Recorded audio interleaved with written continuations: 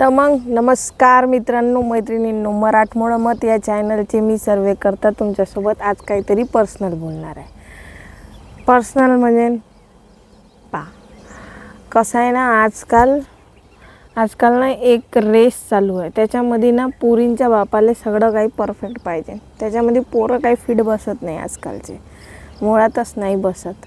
असं पोरींच्या बापाला पाहिजे. स्वतःला नक्कीच त्या आरशात जाऊन पाहत नाही की आपल्यामध्ये पण काहीतरी फॉल्स होते. बापा त्याला पोरीसाठी पोरगा हा परफेक्ट पाहिजे. सत्य घटना केसातून फुल निघालं, चला काढून टाका. तर गोष्ट आहे नागपूरची. नागपूरमध्ये एक युवक ज्याची वय झाली असन जवळजवळ त्यानं 38 वर्षाचा युवक, चुकलं असन तर नक्की माफ करा. तर 38 वर्षाचा युवक, त्याचं लग्न काही जुळून नाही राहिलं. मायबाप बिचारे परेशान. नंतर त्यानं कुठल्या तरी याच्यावर सांगितलं की कोणाला तरी माहिती पडलं की राजाबाबू लग्न करणार आहे. तर राजाबाबू लग्न करणार आहे ते एक चोरट्यांची टोळी रेडीच राहते अशा लोकायला फासण्यात. चेहऱ्यावर हलकी हलकी स्माईल आहे, पण ते इग्नोर करा. तर नागपूरचीच घटना होय. हे आश्चर्य या गोष्टीचं आहे का शिकला सवरलेला माणूससुद्धा चुत्या बनू शकतो. लक्षात ठेवा, एवढे उतावळे होऊ नका. जर तुमचं लग्न एवढ्या वर्षात नाही जुळलं ना, अचानक एवढी खूपसूरत पोरगी आणि एवढ्या कमी वयाची पोरगी जर तुमच्या आयुष्यात येते तर तसंही काळं पिवळं असन काहीतरी. बिचारी पोरगी 18 वर्षाची. आता तुम्ही समजू शकतात बिचारी काहून म्हणत आहे, कारण की तिला माहितीच नाही तिच्यासोबत का घडत आहे. तेवढी तिची मेंटल प्रोसेसच नव्हती, तर ते काय समजणार आहे तिला. ठीक आहे, लग्न झालं पठ्ठ्याचं.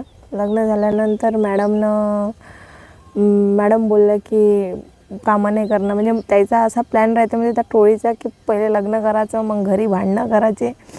भांडणं करून मग घरून निघून यायचं सोनं वनं घेऊन.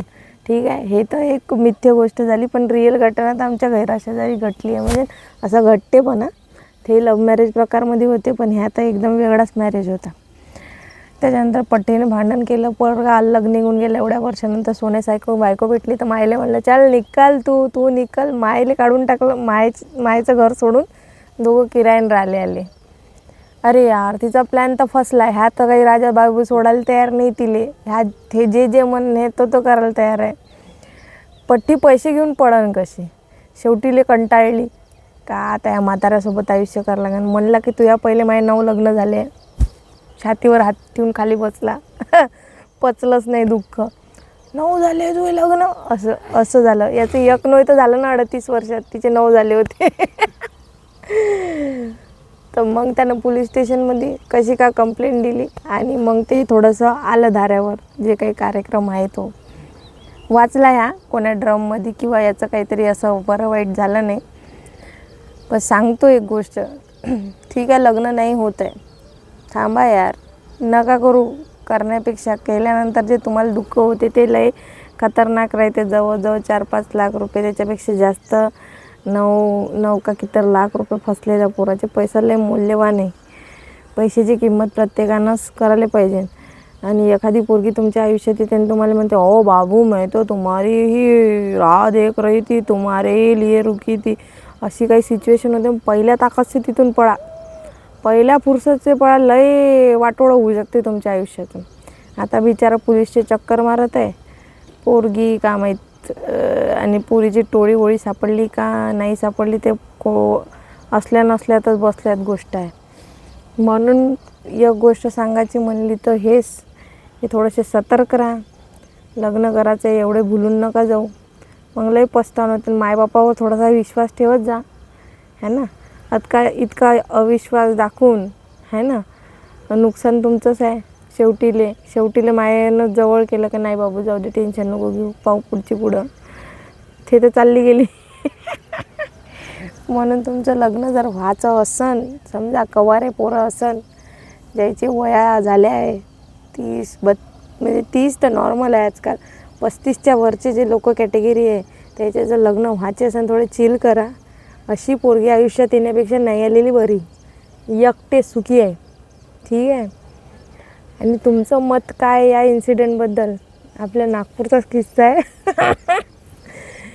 तर थोडंसं असा या गोष्टीचा येते का झालं झालं तर झालं, असं झालं बिचाऱ्यासोबत जोकच झाला असं. म्हणून थोडंसे सतर्क राहा पोरं. टेन्शन नका घेऊ. काही बातम्या ऐकायला आल्या होत्या मधामध्ये, लग्न नाही होत म्हणून आत्महत्या करता. एवढे कमजोर आहे का तुम्ही? असं पोरीच्या बापाला असं वाटते तो लाटा बिरलाच होता पहिले, पोरीला एकदमच अमीर घरी द्यायचं आहे म्हणते. अरे थोडासा विचार करा मग बोला. जिभेला हाड नसल्यासारखे बोलते. काही काही पोरीचे आई वडील एकदम हे झाले की नाही नाही हमारी राजकुमारी को तो राजकुमार राजा भाऊ ही मिलेगा. अरे थोडीशी कॅपेबिलिटी पहा, पोरामध्ये क्वालिटी असेल तर द्या. थोडी सांगितलं सोनं करू शकते. पोरीला शिकवत आहे ना, विश्वास ठेवा ना पोरीवर. ते नाही ठेवत म्हणता तुम्ही, कसं जमणार आहे? चला, जर का तुम्हाला पूर्ण हा घटनाक्रम कळला असन आणि आपले व्हिडिओ जर का आवडत असन तर नक्की आपलं मत कमेंट बॉक्समध्ये सांगा. आणि असेच इंटरेस्टिंग थोडेसे मला जे प्रश्न पडन माया डोक्यात, जे काही माया मत राहीन एखाद्या गोष्टीबद्दल, ते मी मांडणार. आणि जर तुम्हाला पटलं तर लाईक बटन प्रेस करायची, सबस्क्राईब मारायचं, कमेंट लिहायचं. चांगलं लिहा फक्त. आपली मर्यादा लांघू नका, बस एवढंच म्हणणं आहे. तर मराठमोळा मत या चॅनलवर तुम्ही आले त्याच्यासाठी धन्यवाद. भेटूया उद्याच्या व्हिडिओमध्ये. बाय.